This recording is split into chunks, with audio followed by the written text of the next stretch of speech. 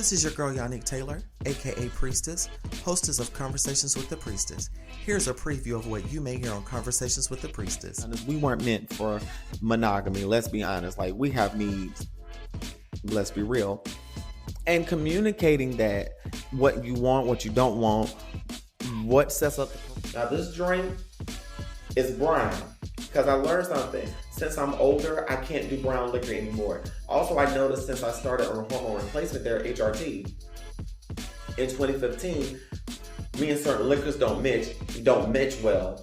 I don't know whether... And I recognize that a lot of men love to be dominated by women. And that's because men are seen as these leaders, as this big alpha male dominant being. And because they're put on this pedestal of being leaders, sometimes they want to be submissive. Back when I cosplayed a Butch Queen in South Carolina around 2011, I was on Craigslist. This is when Craigslist was bumping and before they had gotten rid of the personal section. I hope you enjoyed that preview. Join me on Wednesdays at 9 p.m. for Priestess After Dark. Full video versions of the podcast can be found on patreon.com/CWT Priestess, and join me on Fridays at noon for our regular Friday post. Live, love, and be free. Smooches. Available on Spotify, Apple Podcasts, YouTube, anywhere you download and stream podcasts. This episode is brought to you by Microsoft Azure. Turn your ideas into reality with an Azure free account. Get everything you need to develop apps across cloud and hybrid environments, scale workloads, create cloud-connected mobile experiences, and so much more. Discover what you can create with popular services free for 12 months. Learn more at azure.com. That's AZURE.com. And sign up for a free account to start building in the cloud today. This episode is brought to you by Shopify. Forget the frustration of picking commerce platforms when you switch your business to Shopify, the global commerce platform that supercharges your selling wherever you sell. With Shopify, you'll harness the same intuitive features, trusted apps, and powerful analytics used by the world's leading brands. Sign up today for your $1 per month trial period at shopify.com/tech, all lowercase. That's shopify.com/tech. Being black and trans and a content creator, it's fun. That is until your family decides to spill the tea on what's on your social media in the group chat. Am I worried about it? No. But while we're talking about group chats, I'm going to tell y'all about the time that I went to Peekaboo's in Atlanta. So let's strap in. This is not safe for work, but welcome to Conversations with the Priestess. You're beautiful. You're beautiful. Yeah, you're beautiful. So beautiful. What's up, everybody? Welcome back to the conversation. It's your girl Yanni T. I'm glad to be back with you all. And for those that are watching the first few minutes of this video on YouTube, I hope y'all can see the little stars in the background. I have a projector that I bought myself around the time of my birthday, I believe. And I have it in the background against my wall, giving me some type of ambiance in my bedroom. And I'm absolutely loving the ambiance that it's giving. Since we last talked, all is well. I had a great weekend, but I quickly realized on Monday that getting cross-faded after a hard day of work may not be that wise. This is what happened. I was on a Zoom munch on Monday night that I'm regularly a part of. And I decided, hey, Monday was very rough. Retrograde is happening. The super moon is coming in Pisces. And so, you know what? I'm just going to take a little shot of Fireball in my drink. And I'm going to smoke me a nice fat J. Needless to say, I started pre-gaming while I was on the phone on the Zoom. And the next thing I know, it hit me. I'm like, bitch, we are an hour and some change into the Zoom. And I'm like, yeah, it was like 9:30, 9:45. I had also planned on doing a podcast, but I'm like, you know what? I'm a little too cross-faded right now because I was cross-faded as a motherfucker. I ended up talking to a friend of mine on the phone. I don't really remember what the conversation was. I talked to my partner and I laid down. I took my medicine and I laid down. And all I remember is waking up on Tuesday, refreshed as hell, but I was still kind of groggy. And it took me a minute. But I was also recovering from drinking wine on Saturday night.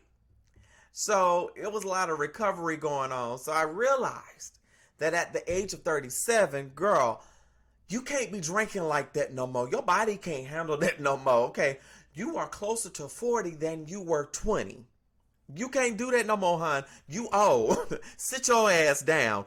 Because my body was like, bitch, check engine light is on. Check oil light is on. Baby, you need to get your ass to the shop and lay down. The shop being my bed. And y'all, I must say, sleeping has been one of my favorite things this week that has carried me through the week. Oh, glory to your name. And I just want to thank Mother God for naps and sleep because it does a body good. It does a body good. But I also thank her for Mary Jane. That blessed tree. That burning bush that Moses saw. The burning bush that saved me and you from going to jail when they try us at work. I love my job. But I work in customer service, and in customer service, you have to deal with a lot of nonsense from people, a lot of aggy behavior. So with that going on, and then just dealing with life itself and planning for things coming up, you know, that can weigh on you mentally and emotionally. So rest was my portion, okay? And I hope that you all have been resting doing this here retrograde and the supermoon, because I sure did. But apart from me recovering, I have really just been relaxing. I have some things that I'm planning on doing with my adult content sector very soon. So I'm going to make an announcement here of some things that I'm planning before I go on off to surgery. I'm looking at some ASMR things and trying new things and branching out as an adult content creator. So I hope that y'all get to enjoy a lot of the things that I'm bringing. And I really want to do more with ASMR because I'm also a voice actress as well. So I have some things that I am working on, but I'm taking my time because boom, surgery's coming up and I'm fucking excited. And as I look at my life and look at where I am now, I often wonder how my content and the response I will get from my content will change as I venture into the next phase of my womanhood, and that's getting my facial feminization. I often wonder what it's going to do for my career, and I'm just being real with y'all. And I wonder what it's going to do for me in terms of opportunities in the music industry and in various spaces. Because unfortunately, we still have a lot of passability politics that particularly Black trans women go through. And again, due to misogyny and the things that be, we know that Black women, specifically cis Black women, are often masculinized by society for not fitting the European standard of beauty. And I'm doing this facial feminization for me, but I do wonder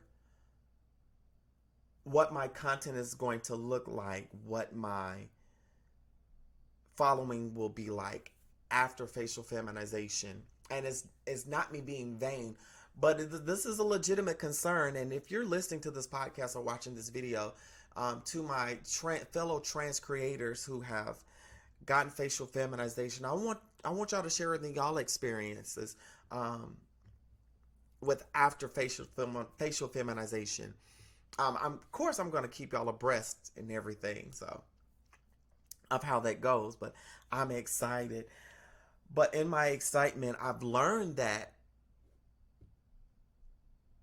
I'm having to be mindful as to what I post on social media. And unfortunately, it is due to family members. Trigger warning, this is about to be some family drama. But then I'm going to tell y'all about peekaboos. Being a black trans woman in a black conservative Christian family in the rural South is a very unique experience.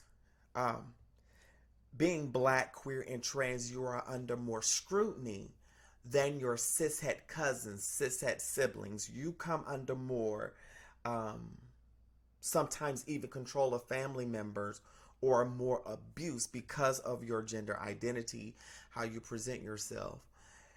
And recently, I've had to block family members because, number one, I do adult content and I'm changing my brand around to fit me now that I've really settled into who I am and what I want to do with my brand. But also, it's taken me having to disconnect completely from my family to have peace in my transition.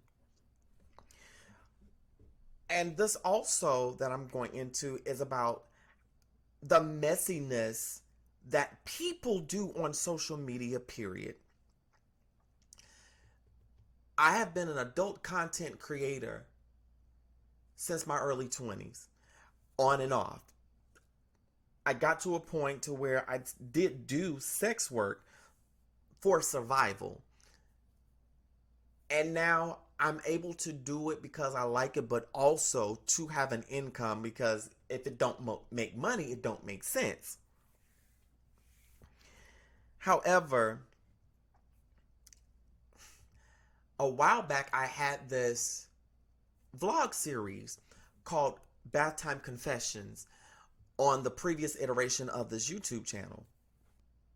I was doing this vlog Bath Time Confessions, as a way to express my thoughts on being queer, my spirituality, me finding me, because I had just really came out in 2010, and on top of that, start being a religious leader in the queer religious community as well.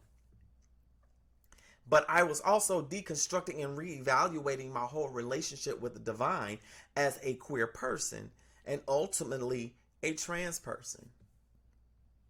So within a couple of weeks of me starting this series and it really taking off, me sharing it on Facebook, Twitter, the various social medias that was popular in 2010, I have an aunt that oftentimes would report what I did on social media. And this is one of the many instances where she reported what I was doing on social media.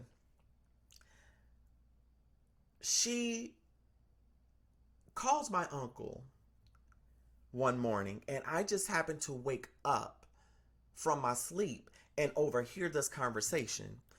She calls my uncle to tell him that I'm in the bathtub doing videos, according to her words, naked, talking about gay stuff on YouTube.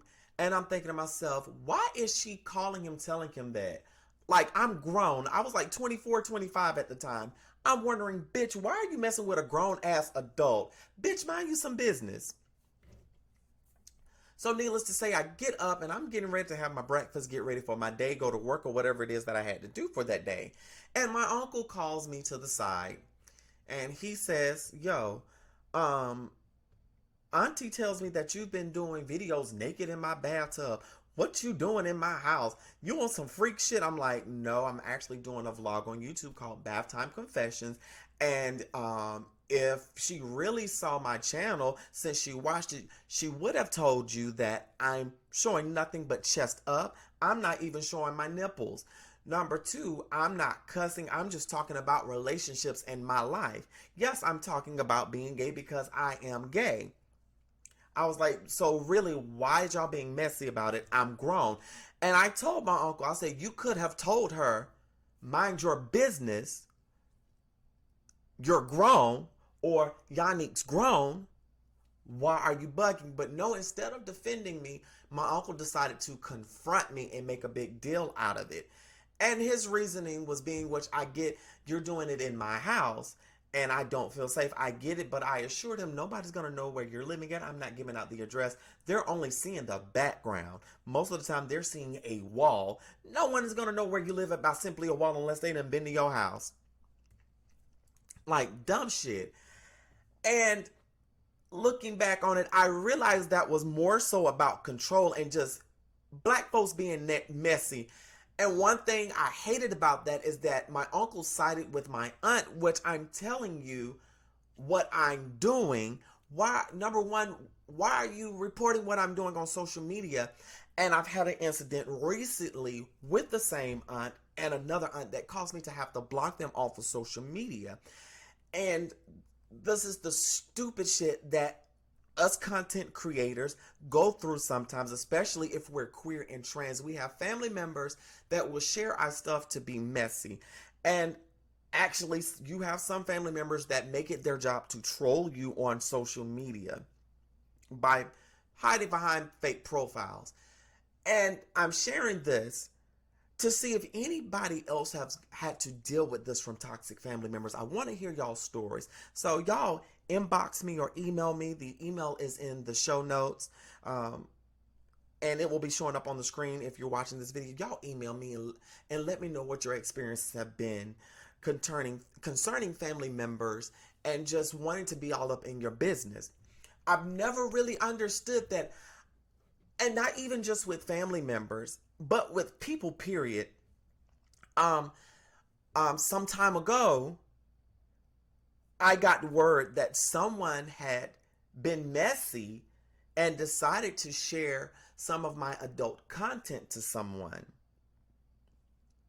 And mind you, at the time, I wasn't pastoring. I had stepped down from pastoring and was really trying to figure out if I wanted to even stay in ministry. And regardless, but the fucked up part about the whole situation, this person called me and let me know that, hey, Bishop so-and-so has seen your adult content. Granted, you're not showing your face, but how did he know that it was you? I said, instead of asking me, you need to ask him, how does he know it was me? And why does he have a link to that information? Why don't you ask him that instead of coming to me asking why? And I'm like, this is the stupid shit I hate. And now that I'm open and bold about my shit, it doesn't bother me anymore when people share my shit. I don't get why people feel the need that if you know someone has an OnlyFans and they may not tell everybody about it and they may show face, they may or may not. Why would you be messy and just send it to their family members or send it to people that they know? Why would you be messy like that? Number one, you're being messy for you. You're not being messy for us. You're being messy for you. Number two, that shows that you have nothing better to do and you're projecting your own insecurities for whatever reason that they may be. But also, if I put it out there, I meant for it to be seen. So you're really not hurting me by sharing my adult content with my family members. You're creating mess, but you're really doing nothing but giving me free publicity, helping my algorithm. And number one, if you are in the place to see my adult content, what are you doing on that side of the internet in the first place? I don't like self-righteous ass people because in them trying to correct and expose people, they really be telling on themselves with the bullshit that they do. Make it make sense. Y'all sound off and let me know about the incidents where people have tried to be messy with you on social media. So y'all, I'm going to take a quick break. Here are some church announcements. I'll be right back. Hey, what's up, my royal priesthood? Thank you for listening to this podcast. A little bit of housekeeping. Please, if you love this podcast and you listen to this podcast, please share this podcast on your social media. Hashtag me talk, the number 2 priestess, talk to priestess. When you're listening, or if you've listened to the podcast and share your thoughts, if you want to share your experience with me, it's greatly appreciated. If you want the video version of this podcast, you can subscribe to my YouTube channel where I will typically post the first few minutes of the podcast episode or put a little snippet on there if you're not able to see the full or subscribe to the Patreon. But if you want to support this podcast and help this podcast grow and help me upgrade my equipment and upgrade, please subscribe to the Patreon. I'm going to bring some more material there. I have some great things planned for this, but please, I want your input, and please leave me a 5-star rating on Apple Podcasts or anywhere where you listen to or stream this podcast, and I'll appreciate you all forever. So y'all live, love, and be free. Let's get back into the show. It's about to get delightful. 'Cause it ain't safe for work. Welcome back. Now that we've talked about family drama, again, I don't understand why people share your social media stuff in an effort to be messy or cause drama, but it is what it is. We're going to let them be the drama all by themselves, because I don't want no drama in my life. I like having fun. That's what I like. And speaking of fun, I told y'all I was going to tell y'all about that time I went to Peekaboo's. So, this was back in about 2013. It was during the summer months. Me and my best friend had just gotten out of church, and I had picked my best friend up. We were supposed to go to another church event for the church that I was a part of and fulfilling my religious leader duties at the time. And my bestie and I decided, since the program was canceled and I had just rented this badass blue Prius, I said, bitch, let's not let this rental go to waste. I had been looking at Peekaboos online and had been getting curious about bathhouses and glory holes. So Peekaboo stood out for me. And for those listening, if y'all know the shenanigans or if you participated in the shenanigans at Peekaboo's, I want y'all to hit my adult Twitter up, the Merlin Mystique page. I want y'all to hit me up with the hashtag Talk to Priestess as well. I want y'all to hit me up there. That's how I'm gonna know if y'all been listening. Hit me up there because I want to know about your experiences at glory holes or bathhouses. Y'all can also write into me. If you want your letter to be featured on Conversations with the Priestess, just send me an email or hit me up on inbox, and you can be anonymous. Now back to the point. So I told my best friend, I said, well, girl, I've been looking at this place. And mind you, this was pre-transition for us at the time. So normally I'm very feminine when I go out to places like that. But since this was a place where it was going to be sexual, I felt that I wouldn't be sexually pleasing if I was totally femme. So I kind of butched it up. So I decided, I had been working out at the gym, and this was a couple of years before I decided to transition. I had been working out at the gym. Your girl had a little bit of definition and tone, baby. I was a sexy motherfucker. Still a sexy motherfucker. So at this point, me and my best friend decided, girl, let's go ahead and go to Peekaboo. So I said, I'm going to butch it up. And I had started talking in my lower register. So I said, well, you know what? I'm going to put on my black tank top and my black basketball shorts with the red trim and my black tennis shoes. Matching, had my new stud earrings in. Just got a fresh haircut. Ready. And now, I pride myself in my looks, okay? So, I'm doing what I got to do. And so, I was real confident. So, I'm talking like, I was like, Bessie, you ready to hit Atlanta? And my best friend was like, wait a minute. Who is this? You trying to give trade? And y'all, my bestie Joan on me because she knew I was femme as fuck. But I could butch it up when I want to, change my voice a little bit. You know what I'm saying? That's how I rolled back then. But I hate when I don't hate that I can go that deep. But I talk in my regular register because I'm not comfortable talking in that deeper register, and I prefer talking in this register because it's comfortable for me, and it helps me with my dysphoria. Always have. So needless to say, we finally get on the road and go to Atlanta. We've prepared, did our duties, and I had already made up in my mind I want to try being verse, but I may just top. But if I do bottom, I'm going to use a condom. So I had condoms and lubes and everything, went prepared. And it was customary that if me and my friend was going out of town, we would pregame a little bit on the way down there, or beforehand we would get a little bit tipsy, and we'll, get some stuff on the way to kind of refresh us and shit. So we hit the road to Atlanta. We having fun. We're dancing in the car while we driving and speeding and shit. And my best friend is over there playing the beats and voguing. My best friend hits a dip in the seat. It was like, bitch. I was like, all right, girl, don't tie us up. This is a rental. So we finally get to where we're going. And if you know where Peekaboos were, y'all hashtag me. I remember when. That'll let me know y'all listening. So we finally get there, and I remember it vividly. We get down there, and we decided we was gonna mill around and see what it was giving. So we sat in the car.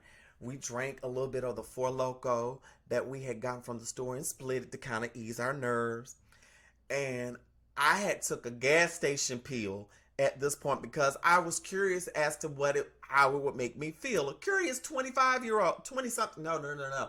I was around 27 at this point, so I was around 27. Curious 27-year-old, exploring my sexuality. And we had hit this Four Loko, and I had a Red Bull because I was off the next day. So, but I wanted to party. So we get there. We like, oh, girl, I'm scared. Like, what we gonna do? I was like, girl, we're gonna be fine. Damn, this has been like 10 years ago, and I'm telling the story. Damn. So we go in there. We get in the parking lot, and we could tell that it was a bunch of, okay, given that the time, what I identified as, I was a little butch queen. So given it was a lot of different types of men there, gay men, bisexual men there. Okay. So me and my best friend, we was like, wow. So the front part of it was like a bookstore, but behind the bookstore, you had the glory hole, and this was before they renovated it. Then next door, they had like a theater with some booths. They later converted this to just an extension of just the glory halls, and they did so many different things with it before they closed. So we go into where it's the booth, and it's nothing but eye candy everywhere and trade everywhere and hoishness and debauchery.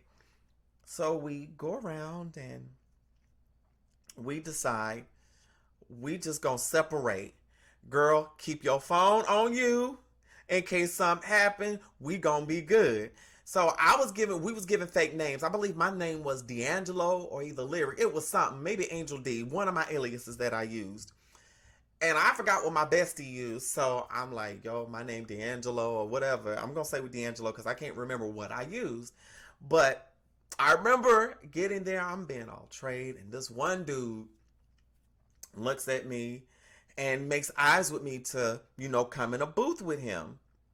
He goes in one booth. I go on the other side. And what a glory hole is, if you're not familiar, a glory hole is basically a sex club. They may have these booths where you can put your penis in or put your mouth up to where you can give or get head or get fucked. So I went in this booth. This man sticks his dick in the thing. And of course, I went to town. No shame in my game. Then came around, stuck my dick in. He gave me head. And he was like, yo, let's meet up in another booth. So we end up going to another booth. He ends up wanting to bottom for me. Of course, I used the condom, got some lube, lubed it up. I tested it, made sure it was fucking ready. If it was ready for my piece. And I proceeded to enter inside of this man and pleasure his inward parts. And it was an experience. I loved it. And oh my gosh, I was like already hornier than a motherfucker. And at the time, I loved doing poppers, doing the rush and the jungle juice. So I hit a little hit with him, and it's like my body relaxed, and I start going to town on that ass. And next thing you know, I got my nut or whatever, and I'm like, damn, I'm still horny. Okay, so I cleaned myself up, refreshed myself in the bathroom, and then I head on over to the movie theater. And in the theater, they would be playing porn videos. And you would see some guys jacking off. You would see some guys getting head, or either giving head or just straight out fucking. So I get over there, and again, I'm giving mostly top, which I thought I was going to give more bottom, but I actually ended up giving straight top the whole time. And I'm not going to tell my friend's story. I'm going to have to get her on here to tell her story. So, needless to say, me and my friend had a good time. We stayed there. I forgot how long we stayed there, but not long after that, we ended up leaving and ended up eating and coming back home. And we had a great weekend. And of course, we ventured into the other places in Atlanta. I'm going to share a little bit more about those at another time. But those were exciting times. And that was 10 years ago. I was in my 20s. And it was an experience. But that also opened me up to a lot of nuances and how sex, especially queer and trans sex, was at that time 10 years ago, and seeing how now people are more open. We're seeing people being open and openly talking about sexuality in a healthy manner and educating people. I'm glad to see that. So y'all tell me your experiences about your first time at a bathhouse or at a glory hole. I would love to hear it. So y'all, live, love, and be free. Don't forget to follow this podcast if it's your first time. Share this podcast. Leave us a comment. Live, love, and be free. Smooches. You're beautiful.